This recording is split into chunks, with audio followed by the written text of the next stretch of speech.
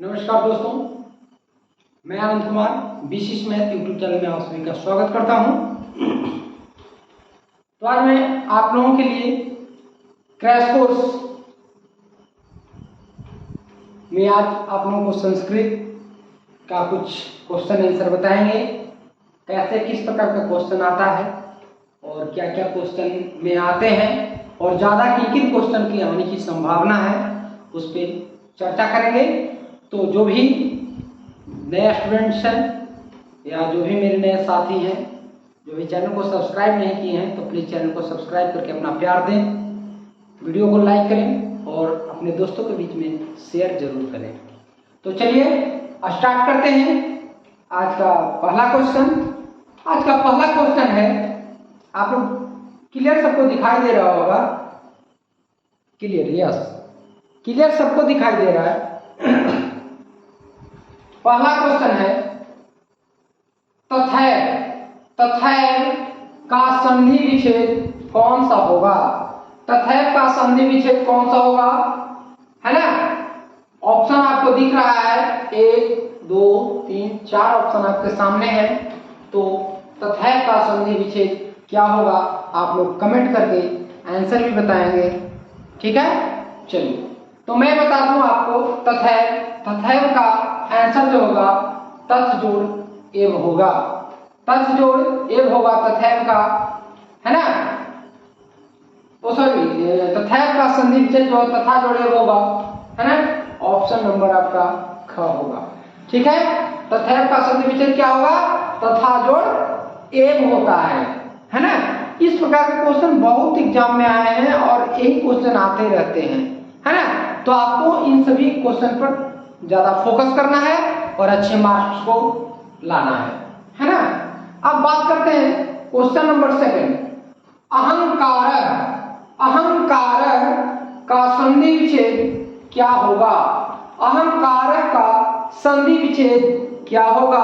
Option आपके सामने दिख रहा है, अहंक जोड़कार, अहंग जोड़कार, अहम जोड़कार, अहन जोड़कार। आप लोग बता सकते हैं कि अहंकार का संधि विच्छेद क्या होगा। आप लोग आंसर को कमेंट भी करेंगे अपने अपने कमेंट बॉक्स में, है ना? तो अहंकार का संधि विच्छेद जो होगा अहम जोड़कार होगा। क्या होगा?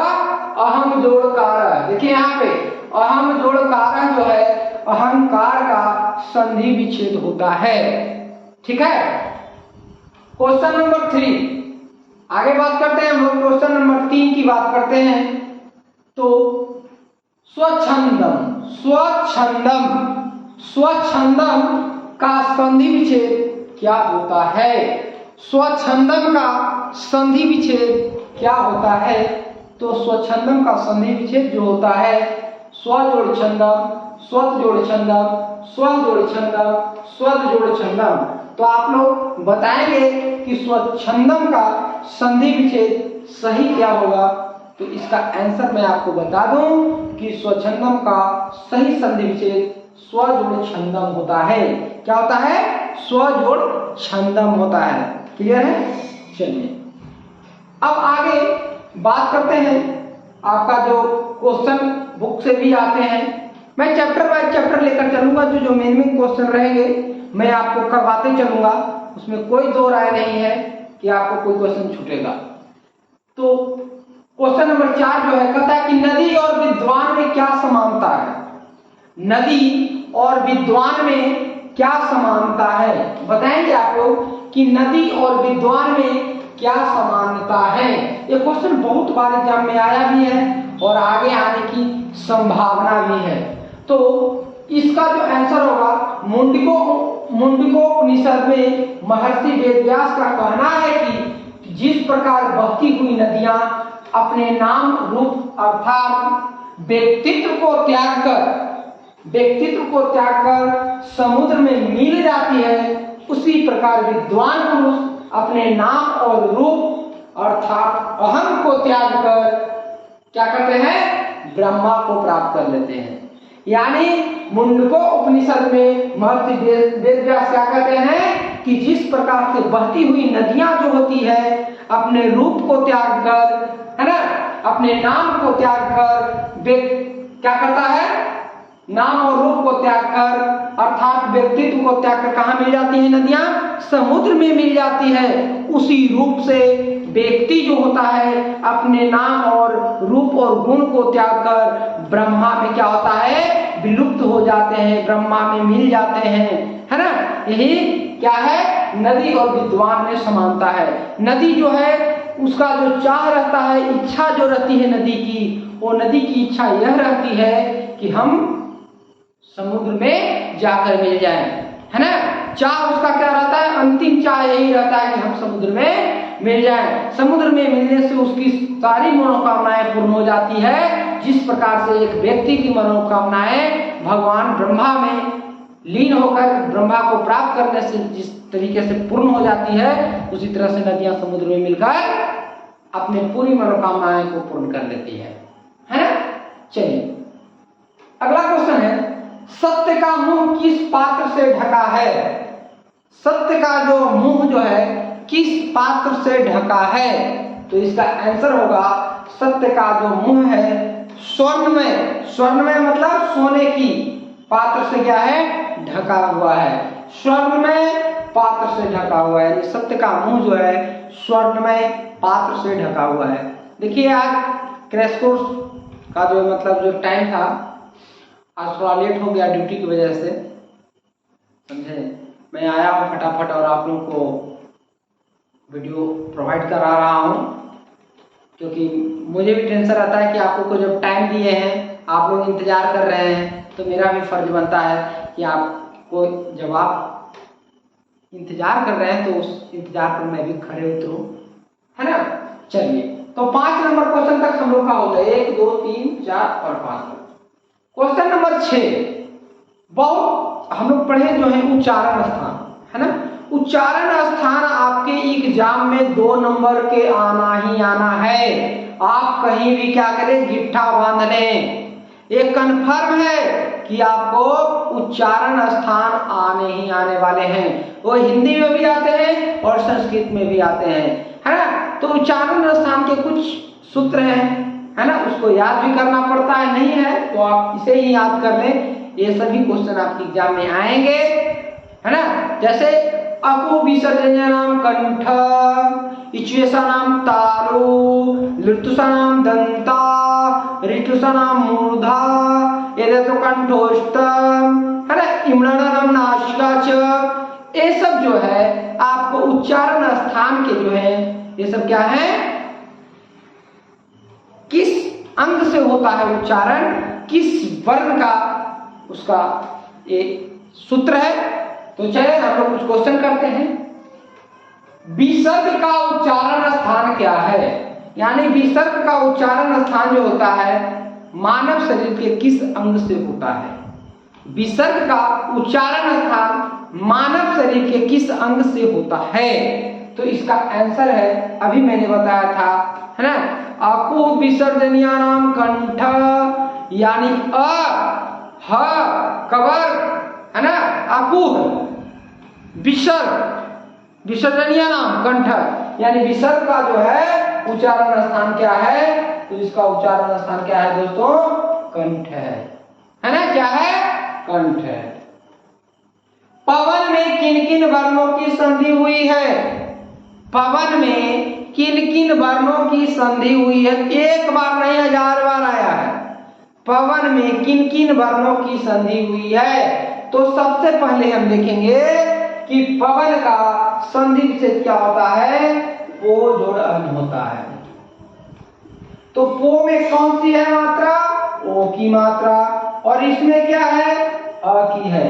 तो किन किन वर्णों की संधि हुई है, ओ प्लस अ, और ओ प्लस, देखिए ये पूछ सकता है कि पवन में किन किन वर्णों की संधि हुई है, ओ और अ का हुआ है ना। लेकिन अगर पूछ दे आपसे कि ओ और अ मिलके कौन सा नया वर्ण बनाता है, तो बनाता है व, तो हो गया व मिलकर बना रहा है व अन्ना। इतना ये मिलकर क्या बना रहा है, व बना रहा है, व ना आ गया। समझ गया ना बात को। चलिए नेक्स्ट नंबर क्वेश्चन आगे हम लोग बात करते हैं। क्वेश्चन नंबर 7, क्वेश्चन नंबर 7 हो गया हम लोग का। 8 नंबर, समास तथा संधि में मुख्य अंतर क्या है? समास और संधि में जो है मुख्य अंतर क्या है? समास और संधि में जो है मुख्य अंतर क्या है? तो हम लोग जानते हैं दोस्तों, हम लोग जानते हैं कि समास जो होता है दो पदों के मिलने से बनता है ना? दो पदों के मिलने से नया जो शब्द बनते हैं समास में होते हैं, जबकि संधि में क्या होता है? दो वर्णों के मेल से जो विकार उत्पन्न होता है उसे संधि कहते हैं। सिर्फ अंतर मुख्य देखा जाए तो दो पदों के मेल से है और संधि में जो है दो वर्णों के मेल से है ना? तो क्या है? लिख देंगे कि समास में दो पदों के मिलने से, दो पद के मिलने से या जुड़ने से समास का निर्माण होता है, जबकि संधि में दो वर्णों के मेल से जो विकार उत्पन्न होता है उसे संधि कहते हैं। क्लियर है? चलिए 8 नंबर क्वेश्चन आपका हो गया।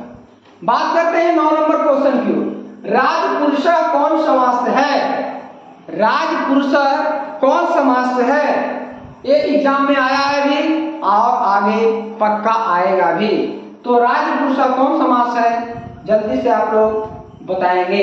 ये इसका आंसर आप लोग कमेंट करेंगे, कमेंट करेंगे आप लोग। राजपुरुष कौन समास है? देखते हैं कौन कौन जानते हैं और इसे कमेंट करेंगे। राजपुरुष कौन समास है, इसे आप लोग कमेंट करना ना भूलिएगा। 10 नंबर क्वेश्चन, पीताम्बरा का विग्रह करें। विग्रह करें, समास नहीं पूछ रहा है, विग्रह करना है। पीतम अम्र यस्य, पीतम अम्र यस्य, ये होता है विग्रह। पीतम अम्र यस्य है ना? क्या होता है? पीतम अम्र यस्य, ये होता है इसका विग्रह पीताम्बर का।